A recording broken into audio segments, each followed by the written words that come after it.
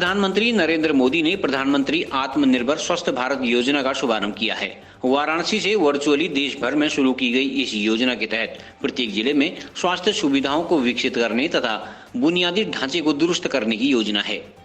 जिला अस्पताल में आयोजित एक कार्यक्रम के दौरान विधायक चंदन रामदास, अपर जिलाधिकारी CS इमलाल, मुख्य चिकित्सा अधिकारी डॉक्टर सुनीता टमटा आदि ने कहा कि प्रधानमंत्री द्वारा शुरू की गई इस योजना से जिले के लोगों को भी लाभ मिलेगा। कार्यक्रम का संचालन वरिष्ठ फार्मासिस्ट BL वर्मा तथा देवेंद्र दोसाद ने किया।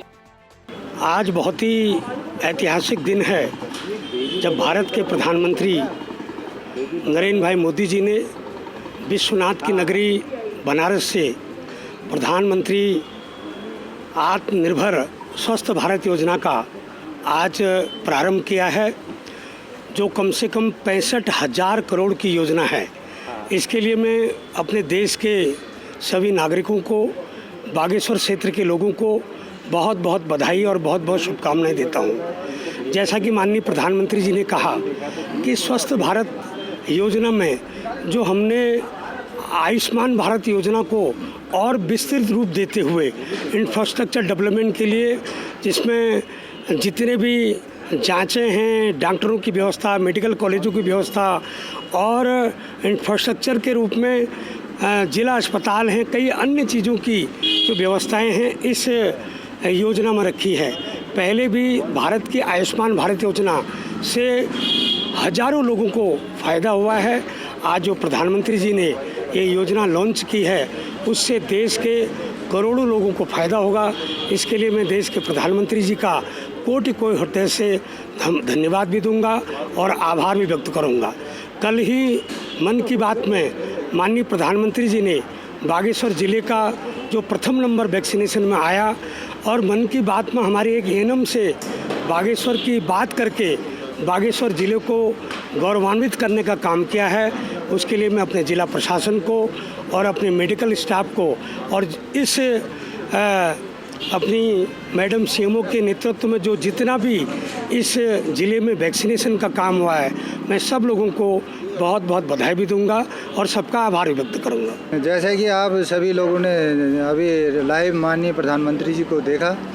और उन्होंने काशी की पवित्र भूमि से इस योजना का जो आत्मनिर्भर स्वस्थ भारत योजना है इसका शुभारंभ किया और इससे देश के हर नीचे स्तर पर जो हेल्थ सेंटर है वहाँ पर सुविधाएं बढ़ेंगी और इसके लिए हेल्थ इंफ्रास्ट्रक्चर के बढ़ोतरी के लिए इसमें कार्य होगा। और जिस तरह से ग्रास रूट पे हमारा CHC सेंटर है और हेल्थ वेलनेस सेंटर है, इनको हम सुदृढ़ करेंगे और इस योजनाओं का शुभारंभ से देश को अवश्य ही और हमारे इस क्षेत्र को अवश्य ही लाभ मिलेगा।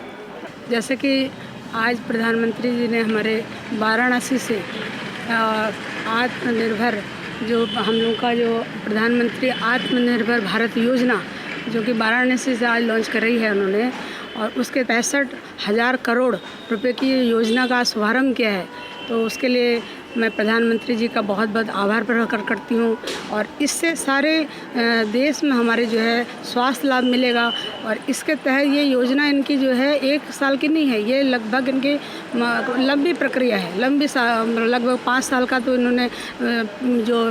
बजट जो जैसे बताया है कि देंगे ये हम लोगों को, तो उसके तहत हम लोगों को काफ़ी, हमारे जनपदवासियों को काफ़ी स्वास्थ्य जो ग्रास रूट यानी कि जो लेवल सब सेंटरों से लेकर हमारे डिस्ट्रिक्ट तक इन सब का जो है सारे चिकित्सा इकाइयों का सुदृढ़ीकरण होगा इसमें। और जनमानस को वहीं पर इनके गांव लेवल पे ही जो है, अगर गांव का आदमी है तो वहीं पर ही उसकी जांच होगी और वहीं पर ही उसका इलाज होगा। ये इनका मोटो ये है कि जो आम जनता है, जो गरीब जनता है, जो गाँव दूरस्थ वाली जनता है, उसका जो है पॉकेट मनी भी बचे, उसका पैसा भी बचे और उसका जो है जो बेसिक इलाज जो है वहीं का वहीं हो जाए। तो इसके तहत उन्होंने काफ़ी हेल्थ एंड वेलनेस सेंटर जो डेवलप किए हैं और हमारे यहाँ भी जो हमारे बागेश्वर में भी हमारे यहाँ लगभग 89 हेल्थ एंड वेलनेस सेंटर हैं अभी, और जिनमें कि हमारे 49 हेल्थ एंड वेलनेस बन चुके हैं हमारे, और जिनमें हम लोगों ने उनमें से 29